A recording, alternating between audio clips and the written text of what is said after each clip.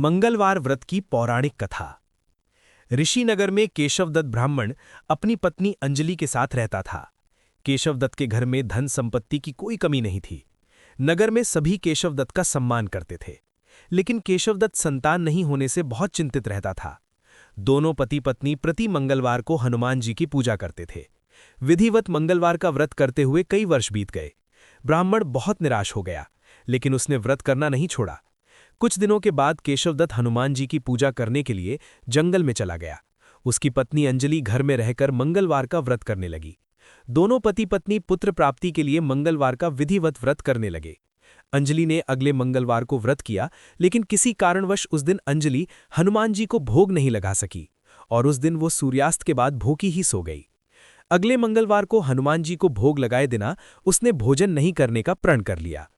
6 दिन तक अंजलि भूखी प्यासी रही। 7वें दिन मंगलवार को अंजलि ने हनुमान जी की पूजा की, लेकिन तभी भूख प्यास के कारण अंजलि बेहोश हो गई।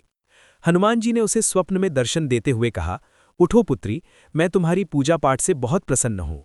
तुम्हें सुंदर और सुयोग्य पुत्र होने का वरदान देता हूँ। ये कहकर हनुमान जी अंतर्धान हो गए। तत्काल अंजलि ने उठकर हनुमान जी को भोग लगाया और स्वयं भोजन किया। हनुमान जी की अनुकंपा से अंजलि ने एक सुंदर शिशु को जन्म दिया। मंगलवार को जन्म लेने के कारण उस बच्चे का नाम मंगल प्रसाद रखा गया। कुछ दिनों बाद अंजलि का पति केशवदत्त भी घर लौट आया। उसने मंगल को देखा तो अंजलि से पूछा, ये सुंदर बच्चा किसका है? अंजलि ने खुश होते हुए हनुमान जी के दर्शन देने और पुत्र प्राप्त होने का वरदान देने की सारी कथा सुना दी। लेकिन केशवदत्त को उसकी बातों पर विश्वास नहीं हुआ। उसके मन में पता नहीं कैसे ये कलुषित विचार आ गया कि अंजलि ने उसके साथ विश्वासघात किया है। अपने पापों को छुपाने के लिए अंजलि झूठ बोल रही है। केशवदत्त ने उस बच्चे को मार डालने की योजना बनाई। एक दिन केशवदत्त स्नान के लिए कुएं पर गया। मंगल भी उसके साथ था।